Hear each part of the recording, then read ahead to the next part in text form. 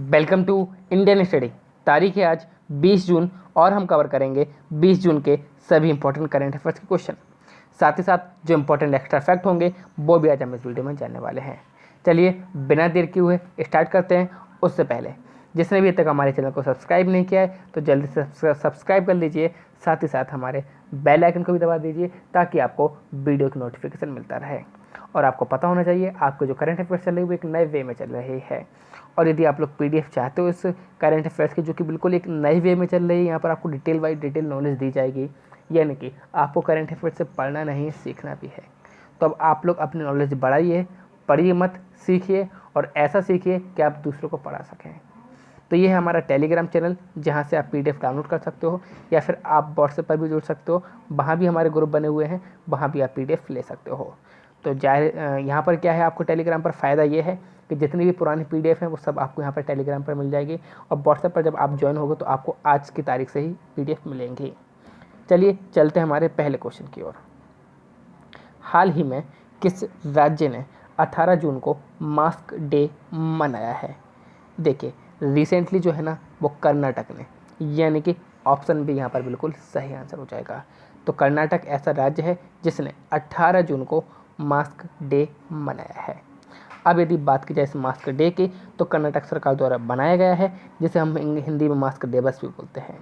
अब कोविड-19 को फैलने से कंट्रोल करने के लिए मनाया गया है। साथ ही साथ मास्क, सैनिटाइजर, साबुन से हाथ धोने के बारे में बताया गया है और सोशल डिस्टेंस की यहाँ पर बात की गई है। अब यदि बात की जाए कर्नाटक की तो कर्नाटक में कुछ इंपॉर्टेंट राष्ट्रीय पार्क हैं जो कि आपको याद रखनी है, जैसे कि नागरहोल राष्ट्रीय पार्क है, कुद्रेमुख राष्ट्रीय पार्क है, बांदीपुर राष्ट्रीय पार्क है, अंशीबान राष्ट्रीय पार्क है, बनेरघाट राष्ट्रीय उद्यान। ये सब कहाँ है? कर्नाटक में है। यदि बात की जाए कर्नाटक का लोक नृत्य यक्षगान है। बंदरगाह न्यू मैंगलोर बंदरगाह है कर्नाटक में। और जलप्रपात कौन सा है? शिव समुद्र है जो कि कावेरी नदी पर बना हुआ है। तो ये कर्नाटक के कुछ इंपॉर्टेंट स्टैटिक जीके के क्वेश्चन जो कि आप लोगों के एग्जाम में पूछे जाते हैं। तो current affairs plus static GK दोनों ही चल रही है आपकी। अब यदि बात की जाए कर्नाटक की तो कर्नाटक भारत के नक्शे में ये रहा, जिसकी राजधानी बेंगलुरु, मुख्यमंत्री बीएस येदियुरप्पा, बाजूभाई वाला इसके राज्यपाल, अभय श्रीनिवास ओका इसके मुख्य न्यायाधीश। राज्यसभा की सीटें 13 हो जाएंगी, लोकसभा की सीटें 28 हो जाएंगी। विश्व सिकल सेल दिवस कब मनाया गया है? देखिए 19 जून को विश्व सिकल सेल दिवस मनाया गया है, यानी कि दूसरे क्वेश्चन का ऑप्शन ए यहाँ पर बिल्कुल सही आंसर हो जाएगा। अब विश्व सिकल सेल दिवस ये क्यों मनाया जाता है इसके बारे में हम लोग बात करते हैं। तो प्रतिवर्ष 19 जून को विश्व सिकल सेल दिवस मनाया जाता है। इसका उद्देश्य क्या है?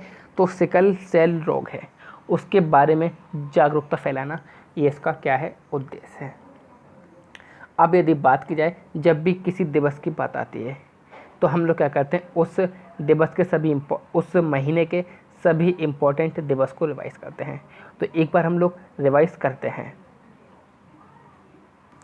तो सबसे पहले हमारा 1 जून को पड़ता है वर्ल्ड मिल्क डे या फिर विश्व दुग्ध दिवस, जिसकी थीम क्या रही थी?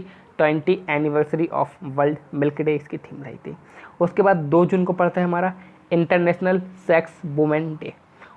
और यदि बात की जाए उसके बाद 3 जून को हमारा पड़ता है वर्ल्ड बाईसाइकिल डे।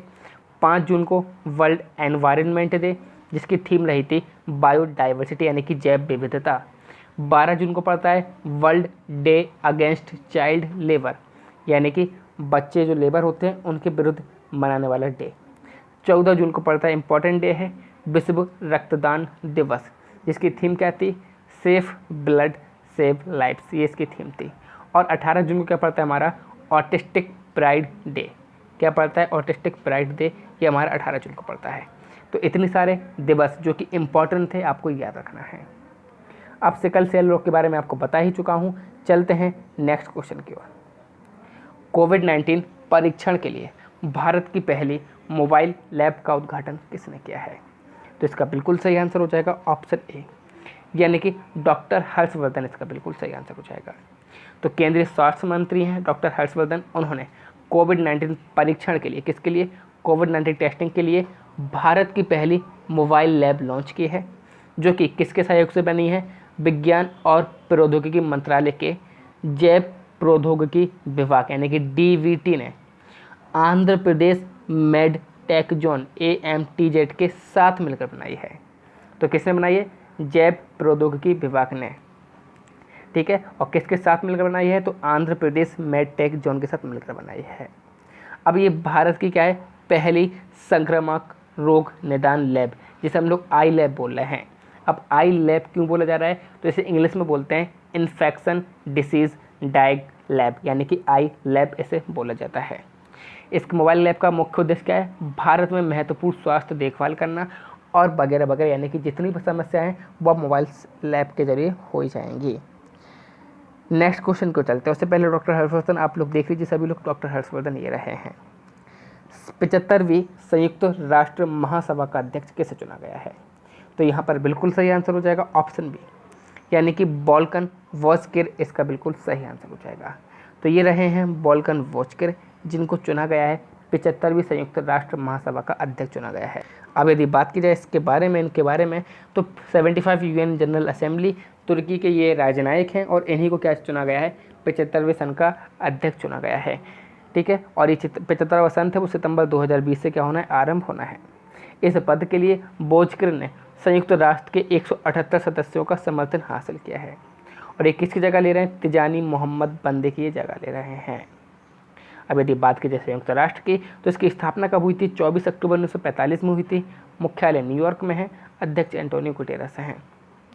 कौन सा बैंक अपनी लोन प्रक्रिया को पूरी तरह से डिजिटल करेगा? तो देखिए रिसेंटली बैंक ऑफ बड़ौदा, यानी कि ऑप्शन सी इसका बिल्कुल सही आंसर हो जाएगा। तो बैंक ऑफ बड़ौदा जो है वो अपने ऋण की जो सुविधा है उसको पूरी तरह से क्या करेगा? डिजिटल करेगा। अब ये भारत का क्या है? तीसरा सबसे बड़ा ऋणदाता बैंक, यानी कि सभी तीसरा सबसे बड़ा बैंक है जो कि ऋण देता है। और ये क्या करने वाला है? अपनी पूरी प्रक्रिया को डिजिटल करने वाला है। और इसमें होम कृषि, सूक्ष्म, लघु और मध्य, यानी कि MSME, पर्सनल और ऑटो लोन शामिल हैं। इससे पहले बैंक का हाल ही में विजया बैंक और देना बैंक के साथ विलय पूर्णतः पूरा हो गया है। तो ये बात इंपॉर्टेंट है।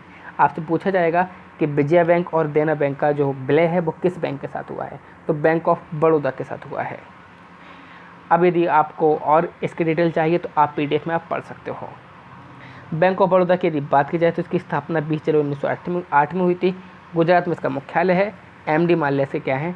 अध्यक्ष एवं प्रबंध निदेशक हैं। 150 बिलियन अमेरिकी डॉलर वाली पहली भारतीय कंपनी बनी है। वेरी इंपॉर्टेंट क्वेश्चन है। रिसेंटली RIL यानी कि रिलायंस इंडस्ट्री लिमिटेड ने 150 बिलियन अमेरिकी डॉलर कमा लिए हैं और ऐसा करने वाली ये पहली भारतीय कंपनी बन गई है। और यदि बात की जाए इसका दूसरा पॉइंट ऑफ व्यू देखा जाए तो इस पर अब कोई भी कर्ज नहीं रहा, यानी कि कर्ज मुक्त हो गई है। कौन सी? RIL। तो रिलायंस इंडस्ट्री लिमिटेड जो है वो कर्ज मुक्त हो गई है। ऐसा क्यों हुआ है? तो इनके जो शेयर्स थे, यानी कि इन्होंने जो फेसबुक से शेयर खरीदा था उसमें इनको काफ़ी इजाफा हुआ है, काफ़ी फ़ायदा हुआ है, इसी कारण इनको ये हुआ है। अब यदि RIL यानी कि रिलायंस इंडस्ट्रीज लिमिटेड की बात की जाए तो इसकी स्थापना 8 मई 1973 में हुई थी। मुख्यालय मुंबई में है। धीरूभाई अंबानी इसके संस्थापक हैं। अध्यक्ष और MD कौन है? मुकेश अंबानी हैं। भारत द्वारा जलवायु संकट की स्थिति पर पहली रिपोर्ट जारी की गई है। यह है किस मंत्रालय द्वारा जारी की गई है? तो देखिए ये पृथ्वी विज्ञान मंत्रालय द्वारा जारी की गई है। अब यदि इस रिपोर्ट की बात की जाए तो देखिए इस रिपोर्ट को हम लोग क्या बोलते हैं? इस रिपोर्ट को बोलते हैं assessment of climate change over the Indian reason. इस शीर्षक के साथ ये रिपोर्ट जारी की गई है, अर्थात भारतीय क्षेत्र पर जलवायु परिवर्तन का आकलन, ये शीर्षक था और इसी के साथ ये रिपोर्ट जारी की गई। और किसने की है? मिनिस्ट्री ऑफ अर्थ साइंस यानी कि पृथ्वी विज्ञान मंत्रालय ने ये रिपोर्ट जारी की है। इस रिपोर्ट में बताया क्या गया है? तो इस रिपोर्ट में भारत जलवायु पैटर्न और उनके परिचय जोखिमों में दीर्घकालिक परिवर्तनों के संबंध में विश्लेषण किया गया है और ये पहली बार जारी की गई है हमारे देश में। ये बात काफ़ी इंपॉर्टेंट हो जाती है। अब इस रिपोर्ट से पता क्या क्या चला है? तो 1901 से 2018 के दौरान भारत का जो एवरेज टेम्परेचर है वो 0.7 डिग्री सेल्सियस बढ़ा है। अब जब टेम्परेचर बढ़ता है तो किसके कारण बढ़ता है? तो CO2 के कारण बढ़ता है। किसके कारण? CO2 के कारण बढ़ता है। और यदि बात पूछी जाए कि प्रदूषण किसकी वजह से होता है, तो प्रदूषण होता है कार्बन मोनोऑक्साइड यानी कि CO के कारण होता है। ठीक है, बात याद रखिएगा, जो टेम्परेचर है वो CO2 के कारण बढ़ता है और प्रदूषण जो है वो CO के कारण होता है, याद रखिएगा। अब इस तापमान वृद्धि का प्रमुख कारण क्या है? ग्रीन हाउस गैसें हैं। ठीक ठीक है, ये भी आपको बता दिया गया है। अब पृथ्वी विज्ञान मंत्रालय की बात की जाए तो इसकी स्थापना 2006 में हुई थी। मुख्यालय नई दिल्ली में है और मंत्री इसके कौन है? डॉक्टर हर्षवर्धन है। हाल ही में ब्रिटेन की प्रमुख तेल कंपनी ब्रिटिश पेट्रोलियम किस राज्य में अपना ग्लोबल बिजनेस सर्विस सेंटर खोलेगी? तो देखिए, ये महाराष्ट्र में खोलेगी, और यदि शहर की पूछी जाए तो महाराष्ट्र के पुणे में ही अपना ग्लोबल बिजनेस सर्विस सेंटर खोलेगी। देखिए, ब्रिटेन की प्रमुख तेल कंपनी है जिसका नाम क्या है? ब्रिटिश पेट्रोलियम है। और यदि इसकी बात की जाए तो ब्रिटिश पेट्रोलियम अपने वैश्विक व्यवसायों को सपोर्ट करने के लिए महाराष्ट्र के पुणे में ग्लोबल बिजनेस सर्विस सेंटर खोलने जा रहे हैं। अब ये जो केंद्र है वैश्विक व्यापार सेवाओं के संचालन के लिए स्थापित किया गया है। किसके लिए? ग्लोबल व्यापार सेवाओं के लिए स्थापित किया गया है। इस केंद्र का जो जनवरी 2021 तक है वो परिचालन शुरू होने की संभावना है। अब इससे क्या होगा? इससे लगभग 2000 लोगों को मिल जाएगा, रोजगार मिल जाएगा, और पूरे विश्व के लिए BPO और एडवांस एनालिटिक्स कैपेबिलिटी जैसी सेवाएं भी प्रदान कर दी जाएंगी। नेक्स्ट क्वेश्चन क्यों चलते हैं, उससे पहले बात करेंगे महाराष्ट्र की। ये रहा महाराष्ट्र भारत के नक्शे में, जिसकी राजधानी मुंबई है। मुख्यमंत्री उद्धव ठाकरे हैं। राज्यपाल भगत सिंह कोश्यारी हो जाएंगे।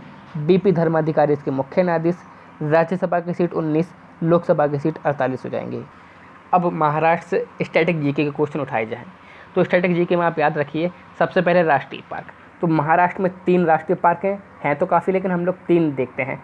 चंदौली नेशनल पार्क, एक तो है चंदौली नेशनल पार्क, दूसरा है संजय गांधी या फिर बोरीवली नेशनल पार्क, और तीसरा है नवागांव राष्ट्रीय उद्यान। ये 3 पार्क हैं जो कि महाराष्ट्र में हैं।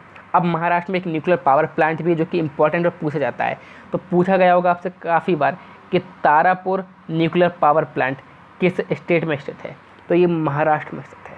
तो ये भी बात आपको याद रखनी है। और यदि महाराष्ट्र से और यदि बात की जाए यहाँ पर कुछ इम्पोर्टेंट चीज़ें की महाराष्ट्र से, तो महाराष्ट्र का लोक नृत्य क्या है? तो महाराष्ट्र का जो लोक नृत्य है वो है लावड़ी। क्या है? लावड़ी महाराष्ट्र का लोक नृत्य है। और यदि इम्पोर्टेंट स्ट्रेटेजी के क्वेश्चन उठाए जाएँ महाराष्ट्र से, तो महाराष्ट्र में आपको बंदरगाह से उठाए जाएँ तो बंदरगाह यदि देखी जाए तो मुंबई बंदरगाह है महाराष्ट्र में, मुंबई के तट पर है। ये सबसे बड़ा सबसे बेस्ट बंदरगाह है, सबसे ज़्यादा बिजी पोर्ट है, और सबसे बड़ा भी बंदरगाह जो मुंबई बंदरगाह है। जबकि एक और बंदरगाह है जिसको हम लोग बोलते हैं नहावा सेवा या फिर जवाहरलाल नेहरू बंदरगाह, वो भी कहाँ पर है? मुंबई में है। ठीक है, इसे हम लोग कंटेनर बंदरगाह भी बोलते हैं। तो ये इतने सारे क्वेश्चन आपको महाराष्ट्र से याद रखने हैं। चलते हैं नेक्स्ट क्वेश्चन की ओर। किसने शारजाह ऑनलाइन अंतर्राष्ट्रीय शतरंज चैंपियनशिप जीती है?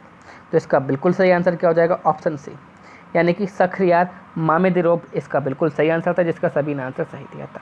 आज का प्रश्न क्या है? हाल ही में संयुक्त राष्ट्र सुरक्षा परिषद का अस्थायी सदस्य कौन बना है? इसका सही आंसर आपको कमेंट बॉक्स में देना है। साथ ही साथ वीडियो आपको पसंद आई है तो प्लीज़ ज़्यादा से ज़्यादा लाइक करिए, शेयर कीजिए, सब्सक्राइब कीजिए इंडियन स्टडी के हिंदी यूट्यूब चैनल को। Thank you all of you. जय हिंद, जय भारत।